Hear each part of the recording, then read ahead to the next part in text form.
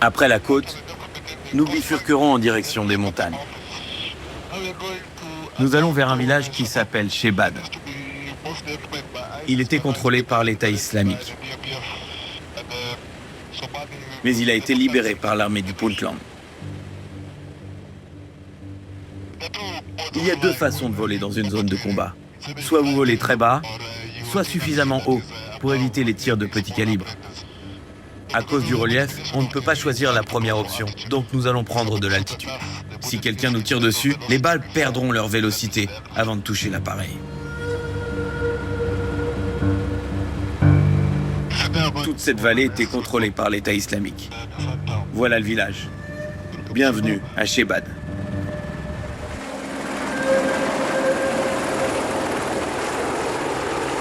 C'était la nouvelle place forte de l'État islamique. Depuis ce village du nord de la Somalie, les djihadistes tentaient d'étendre l'emprise du groupe dans le monde et financer les autres factions du continent.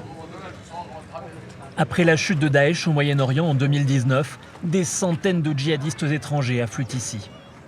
Ils rejoignent des combattants locaux et capturent un territoire de 5000 km² dans la région semi-autonome du Puntland. La Somalie est une fédération de plusieurs États. Chacun a son armée et son gouvernement. Celui du Puntland est longtemps resté inactif face à l'EI.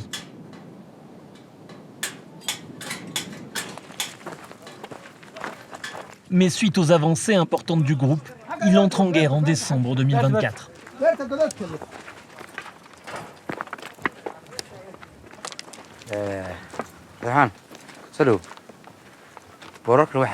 C'est un des panneaux sur lesquels ils écrivaient leurs mensonges. Ils écrivaient des versets du Coran, mais je maîtrise mal l'arabe. Peu importe ce qu'il y a écrit ici, nous sommes somaliens. Ils veulent nous induire en erreur. Ils ont inventé leurs citations. Ce sont des usurpateurs d'idéologie, des voleurs qui ont tué des gens et créé des problèmes dans le monde entier. Et ils sont venus ici pour se cacher et pour causer le chaos dans le monde. Vous voyez, il est déjà endommagé. On va bientôt le démonter.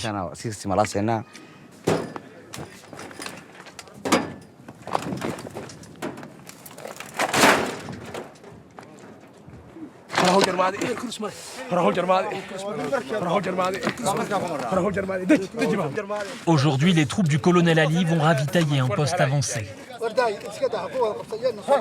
Toi, tu sais par où il faut aller. Guide-nous. Allez, allez.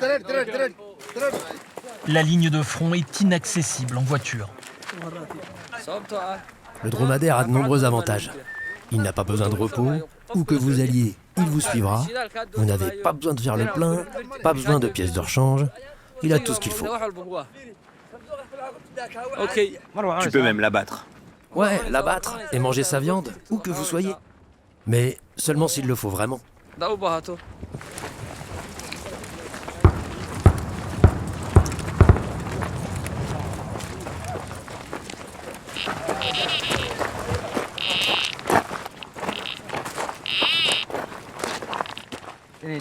Certains sont toujours cachés dans les environs.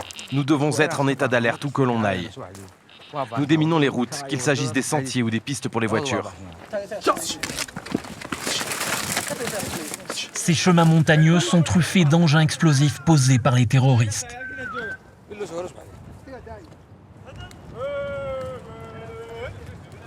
Daesh est difficile à repérer.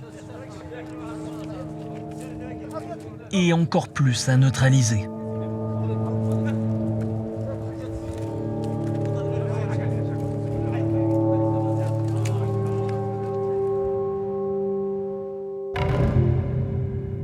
Alors l'armée appelle à l'aide les avions de chasse et drones américains. Ils ont effectué plus d'une centaine de frappes en Somalie en 2025.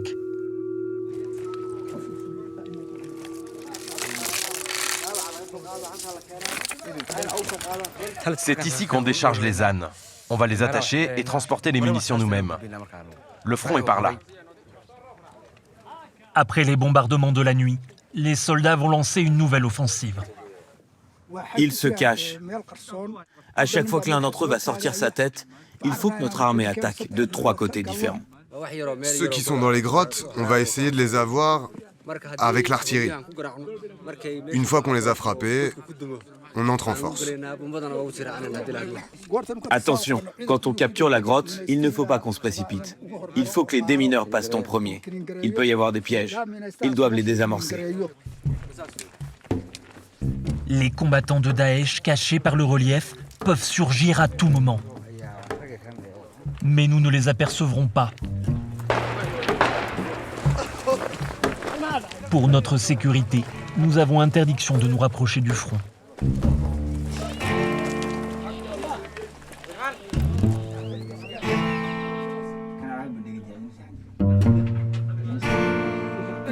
C'est une position qu'ils utilisaient pour défendre Shebad, leur soi-disant capitale. Sous terre, les cadres de l'organisation commanditaient les attaques.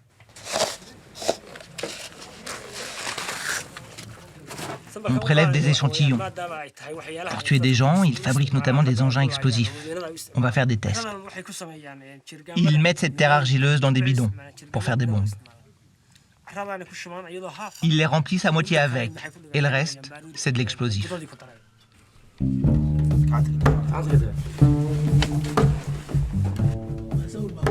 Nous postons des photos de tous les succès de l'armée pour que notre peuple se sente en confiance.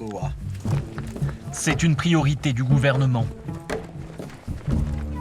Des centaines de civils ont été exécutés. Les survivants ont fui. Rares sont ceux qui osent revenir.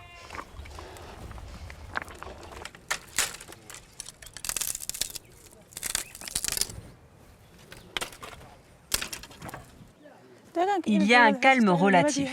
C'est ce que nous disons à nos familles. Mais la guerre continue. Elle n'est pas terminée. Il n'y a rien qui fonctionne ici. Pas d'hôpitaux, pas d'école. Pourquoi les gens reviendraient là? Les rares civils comme moi qui sont là n'ont pas d'enfants avec eux. On a suivi l'armée pour essayer de travailler. En tant que mère, je m'inquiète pour mes enfants. Ils sont ailleurs et je suis ici.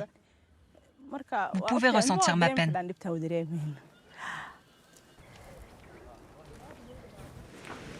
Moulki Salah Omar a passé plusieurs mois sous le joug de l'EI. Le groupe n'était pas le bienvenu. Mais les villageois n'ont pas eu le choix. Il est écrit qu'ils sont l'État islamique. Mais nous n'avons vu ni État, ni islam. C'est la liste des choses interdites. Fumer des cigarettes, mâcher du khat. Tous les vices marqués ici, ils n'ont pas trouvé beaucoup de gens qui les pratiquent. Les seuls qui font ça, ce sont eux. En Somalie, la population est musulmane et respecte déjà la charia.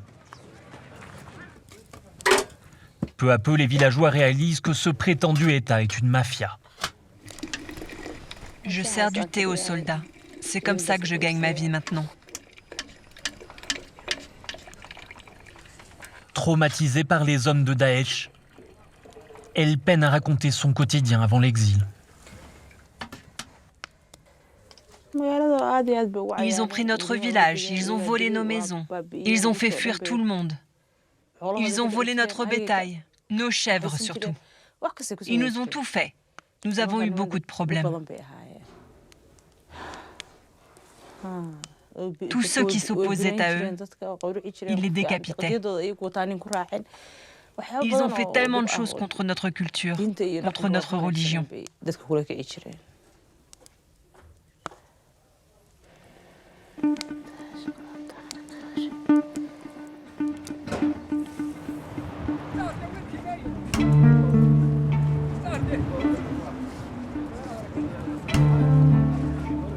Cette mafia a prospéré grâce à l'argent extorqué à Bosaso. Ville portuaire essentielle à l'économie locale, située en aval des montagnes.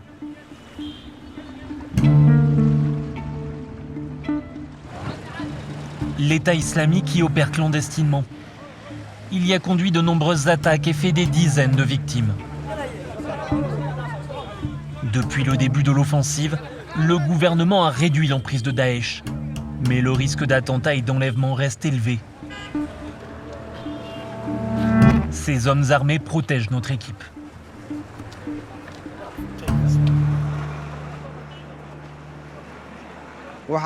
Comme vous pouvez le voir, ce magasin est fermé. Les propriétaires ont fermé à cause de l'État islamique, car ils leur demandaient des centaines de milliers de dollars. Le patron a réalisé que la somme demandée était bien plus importante que ce qu'il possédait à l'intérieur du magasin. Regardez là. Voilà le symbole des problèmes de cette ville. Regardez comme ce cadenas est rouillé. Les propriétaires se sont enfuis pour sauver leur peau. Abdulkadir Omar Ismail est le seul responsable communautaire qui ose dénoncer publiquement l'État islamique. C'est dans ce quartier que l'EI a causé le plus de problèmes. Ils ont détruit des maisons et les biens qui étaient à l'intérieur. Ils ont tué beaucoup de personnes sur le grand marché. Oh, celui-là a été totalement détruit. Ils ont été obligés de tout reconstruire en repartant de zéro. Ici, ils sont venus durant la nuit. Ils ont placé un engin explosif sur ce magasin. Tout le monde dormait à cette heure-là. Ils l'avaient attaché à ce niveau, sur la porte. Tout l'intérieur du bâtiment s'est effondré. Il n'y avait plus rien à récupérer.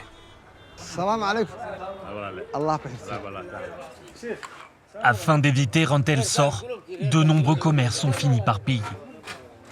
Selon des responsables locaux, l'État islamique a amassé une fortune de plusieurs millions de dollars. Un type t'appelle et te dit « Je suis de l'EI, je suis le chef de la collecte des taxes. » Et il t'explique ce qu'il attend de toi. Par exemple, il te dit « Tu dois nous payer 20 000 dollars par an pour ta protection. » Ensuite, il t'envoie des messages menaçants. « On va te tuer, on va brûler ton magasin. Toi et ta famille, vous allez souffrir. » Quand ils ont tout essayé et que ça ne marche pas, ils posent une bombe. Cela affecte tout type de commerce, du plus petit au plus grand. Même le petit transporteur qui pousse sa brouette, il le trouvait. Il lui disait « On sait où tu travailles » et ce travailleur était volé.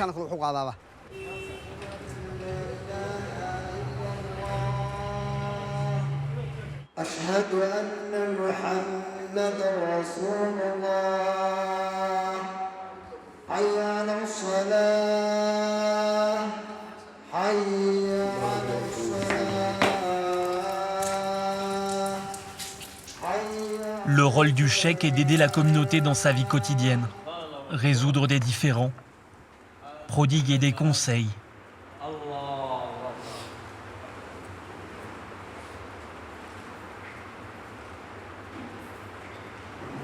Discrètement, il essaie aussi d'organiser la résistance. Dans la mosquée, on met en garde les croyants contre les vices de Daesh. On leur dit, leur programme est de voler et de tuer. Aucune religion ne promeut cela. Les membres de Daesh ne connaissent rien à la religion.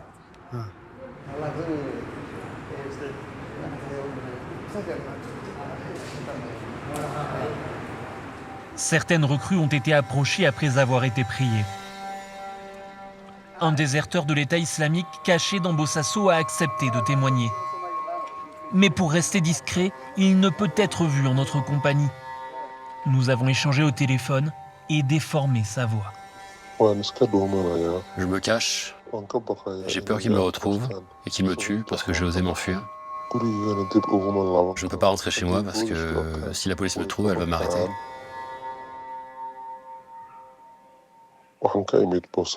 Je suis arrivé à Bossasso après plusieurs jours de route. Je venais d'Éthiopie. Je cherchais du travail et apparemment on pouvait en trouver dans ce pays. J'allais dans une mosquée tous les vendredis et au bout de plusieurs semaines, un Yéménite est venu me voir pour me demander si je voulais rejoindre une organisation pour défendre un islam fort. Cet homme me confiait des paquets à emmener dans différents quartiers. Je n'avais pas le droit de les ouvrir, mais je savais bien ce qu'il y avait dedans. C'était des armes. Puis un jour, on m'a dit que je devais quitter Bosaso, que j'allais aller dans les montagnes. Et c'est à ce moment-là que j'ai vraiment compris à qui j'avais affaire. Cet homme était de l'État islamique. Il y avait beaucoup d'étrangers. Il y avait des Syriens, des Turcs, des Marocains. Ils m'ont donné une arme et ils m'ont appris à m'en servir. Plusieurs fois, j'ai dû tirer sur des militaires. Un jour, l'un des chefs m'a sélectionné et m'a dit « Tu vas conduire une voiture et tu vas devoir la faire exploser sur un checkpoint de l'armée. » C'est à ce moment-là que j'ai compris que je ne pouvais plus rester. Et j'ai réussi à m'enfuir. Aujourd'hui, vous croyez encore au programme de l'État islamique? Je ne sais pas.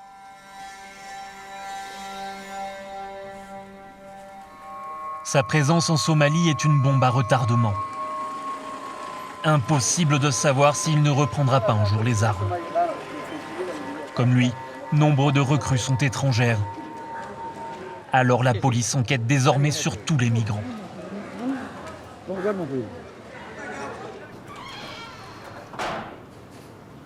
Tu viens d'où? D'Éthiopie, Et tu es allé où? ici, Tu viens faire quoi ici? travailler. Tu es déjà venu à Bosaso? Non, Qu'est-ce qui t'a amené ici? Qu'est-ce qu'on t'a dit? je pensais trouver un bon travail ici. Quel était le bon boulot qu'on t'a proposé? Travailler dans une ferme et dans un magasin. Tu as bien tout noté? Oui, c'est bon.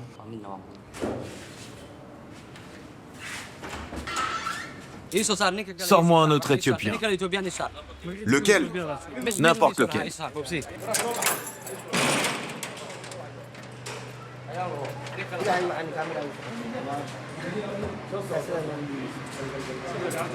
Si les enquêtes ne révèlent rien, ils seront relâchés. L'inspecteur Adan coordonne la traque des agents de Daesh.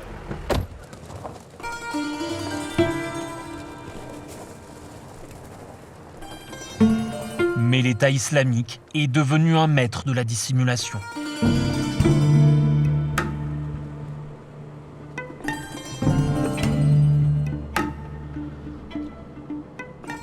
Ils se cachent, donc on ne tombe jamais nez à nez avec eux. Ce sont des gens que l'on ne voit pas, qui se cachent et qui ruinent nos vies.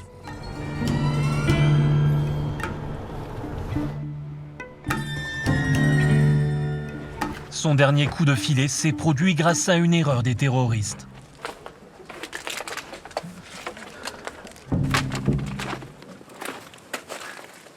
C'était une de leurs maisons.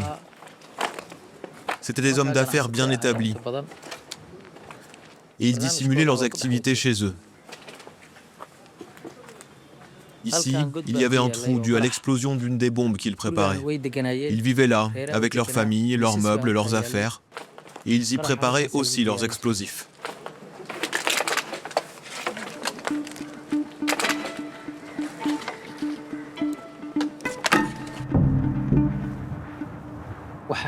Il existe des fonds qui échappent totalement au contrôle de l'État.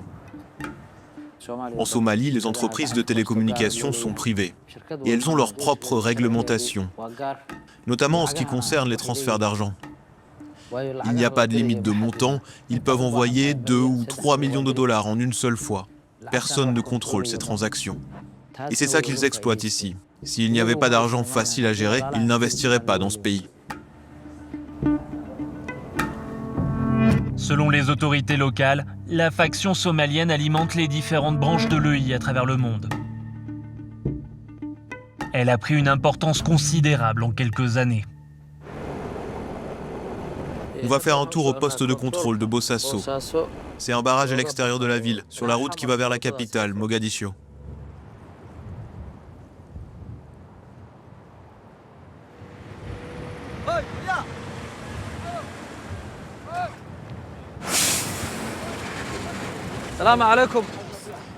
Bonjour, comment ça va?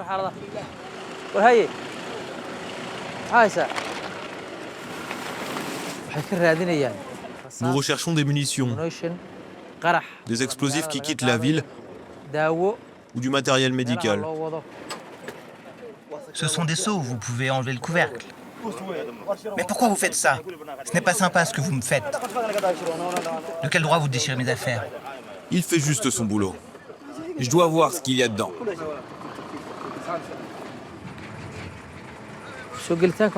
Nous avons trouvé de nombreuses choses qui passaient par là, transportées dans de gros camions, cachées dans des fruits et légumes.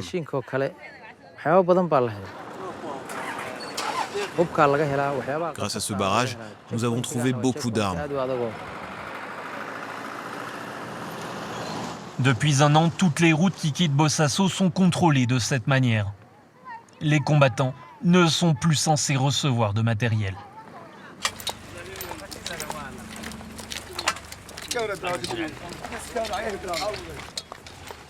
Il y a eu une nouvelle bataille ce matin.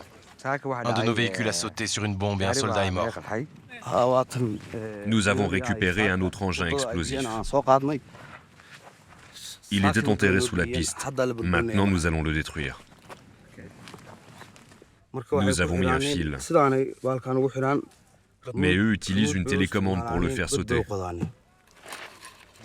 Ils peuvent acheter ça n'importe où. C'est made in China.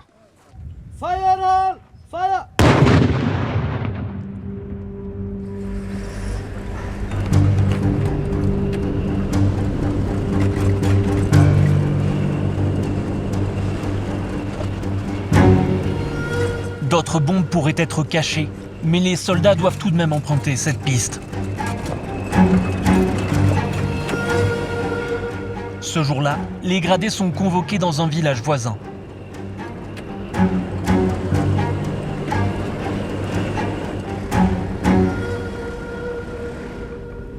Commandant, comment allez-vous? Venez par là. On va suivre la voiture devant nous.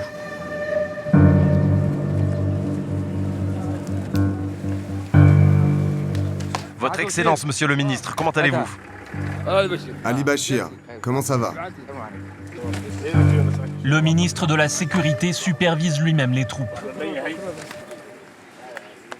Nous voulons dire au monde que notre terre a été dévastée, que notre peuple a été meurtri. Quand on élimine les membres de Daesh, ils réapparaissent ailleurs. C'est un virus. Ils peuvent se répandre en Afrique, en Asie, en Europe, en Amérique, partout. Donc c'est l'intérêt de tous de les combattre. Nous avons besoin de soutien aérien, de moyens de transport. Nous avons besoin d'armes. Nous avons besoin d'équipements pour nos équipes de déminage. Nous disons au monde de rester prudent face à eux. Il faut aider tous ceux pour qui ils sont un problème, et nous aussi ici. Le ministre les a informés d'une nouvelle phase de l'offensive. Dans quelques jours, des commandos américains attaqueront avec eux l'une des dernières bases de l'EI. Comment allez-vous? Vous avez préparé le dîner? Des pommes de terre. Ça nous rend fort. C'est de la bonne nourriture, riche en protéines, le régime des montagnes. Ali et son équipe attendent leur nourriture. Ce sont des combattants de la liberté. Les hommes qui libèrent le pays.